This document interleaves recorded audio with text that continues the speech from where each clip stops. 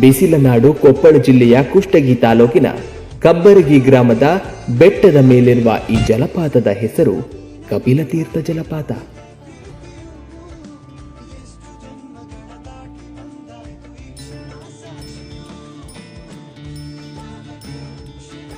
ಮಹಾಭಾರತ ಕಾಲದಲ್ಲಿ ಕಪಿಲ ಮುನಿಗಳು ಈ ಸ್ಥಳದಲ್ಲಿ ತಪಸ್ಸು ಮಾಡಿ ಗಂಗೆಯನ್ನ ಇಲ್ಲಿಗೆ ಕರೆತಂದರಂತೆ. ಇದರಿಂದಾಗಿ ಈ ಜಲಪಾತ ಸೃಷ್ಟಿಯಾಯಿತು ಎಂಬ ನಂಬಿಕೆ ಇಲ್ಲಿನ ಜನರಲ್ಲಿದೆ.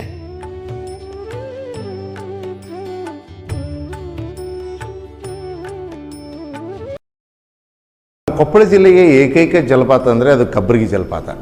ಹನುಮಸಾಗರದಿಂದ ಸುಮಾರು 15ರಿಂದ 16 ಕಿಲೋಮೀಟರ್ ದೂರದಲ್ಲಿರ್ತಕ್ಕಂಥ ಈ ಜಲಪಾತ ನಿಸರ್ಗ ಪ್ರಿಯರನ್ನು ಮತ್ತು ಜಲಪಾತದಲ್ಲಿ ಕ್ರೀಡೆ ಮಾಡ್ತಕ್ಕಂಥವ್ರನ್ನ ಕೈ ಬೀಸಿರ್ತಕ್ಕಂತಹ ಒಂದು ಉತ್ತಮವಾಗಿರ್ತಕ್ಕಂತಹ ಪ್ರವಾಸಿ ಸ್ಥಳ.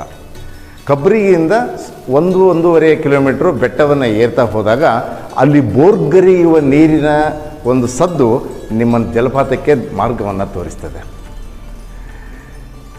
ಮಳೆಗಾಲದಲ್ಲಿ ದೊಡ್ಡ ಪ್ರಮಾಣದಲ್ಲಿ ಬೀಳ್ತಕ್ಕಂತಹ ಈ ಜಲಪಾತ ಬೇಸಿಗೆ ಕಾಲದಲ್ಲಿ ತನ್ನ ಒಂದು ಸೊಬಗನ್ನು ಕಡಿಮೆ ಮಾಡಿಕೊಳ್ತದೆ, ಸಂಪೂರ್ಣವಾಗಿ ನಿಲ್ತದೆ. ಈ ಜಲಪಾತದಿಂದ ಬಂದಿರತಕ್ಕಂತಹ ನೀರು ಮುಂದೆ ಕೆರೆಯನ್ನು ಸೇರಿ ಬೀಳಿಗೆ ಕೆರೆಯನ್ನು ಸೇರಿ ಬೀಳಿಗೆ ಸುತ್ತಮುತ್ತಲಿರ್ತಕ್ಕಂತಹ ಎಲ್ಲ ಪ್ರದೇಶವನ್ನು ಹಸಿರುಮಯಗೊಳಿಸ್ತದೆ. ಈ ಜಲಪಾತದ ಒಂದು ವಿಶೇಷ ಏನಂತಂದರೆ, ನಾವು ಸುಮಾರು ಜಲಪಾತಗಳನ್ನು ಆ ಕಡೆ ಈ ಕಡೆ ಎಲ್ಲ ಕಡೆ ನೋಡ್ತೀವಿ. ಆದರೆ ಕಬ್ಬರಿಗಿಯಲ್ಲಿರ್ತಕ್ಕಂಥ ಈ ಜಲಪಾತಕ್ಕೆ ಕಪ್ಪಲೆಪ್ಪ, ಕಪಿಲ ತೀರ್ಥ, ಕಪಿಲೇಶ್ವರ ಮತ್ತು ದಿಡುಗ ಎಂದೆಲ್ಲ ಹೆಸರುಗಳಿಂದ ಕರೀತಕ್ಕಂತಹ ಈ ಕಪಿಲ ತೀರ್ಥಕ್ಕೆ ಅದರದೇ ಆಗಿರ್ತಕ್ಕಂಥ ಒಂದು ಹಿನ್ನೆಲೆ ಇದೆ, ಒಂದು ಸಣ್ಣದಾಗಿರ್ತಕ್ಕಂಥ ಇತಿಹಾಸ ಇದೆ. ಮೇಲ್ಬಟ್ಟದಲ್ಲಿ ಚಂದಲಿಂಗೇಶ್ವರನ ಐತಿಹಾಸಿಕ ಸ್ಥಳ, ಅದರ ಕೆಳಬಟ್ಟದಲ್ಲಿರ್ತಕ್ಕಂಥದ್ದು ಕಪಿಲೇಶ್ವರ, ಕಪಿಲಪ್ಪ ಅಂತ ಈ ರೀತಿ ನಾವು ಕರಿತೀವಿ. ಈ ಕಪಿಲ ಮುನಿ ತಾನು ಗಂಗೆಯನ್ನು ಬರಗಾಲ ಪೀಡಿತವಾಗಿರ್ತಕ್ಕಂಥ ಸಂದರ್ಭದಲ್ಲಿ ಗಂಗೆಯನ್ನೇ ಧರೆಗೆ ಇಳಿಸುವುದಕ್ಕಾಗಿ ಬೇಡಿಕೊಳ್ತಾನೆ.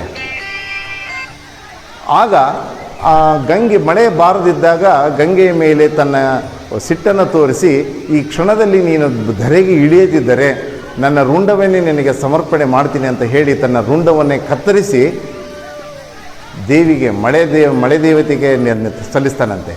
ಆ ಸಂದರ್ಭದಲ್ಲಿನೇ ದೊಡ್ಡ ಪ್ರಮಾಣದಲ್ಲಿ ಮಳೆ ಬಂದು ಈ ರೀತಿ ಜಲಪಾತ ಸೃಷ್ಟಿಯಾಯಿತು ಅಂತಕ್ಕಂಥ ಇತಿಹಾಸವನ್ನು ಇಲ್ಲಿ ಸ್ಥಳೀಯರು ಹೇಳ್ತಾರೆ.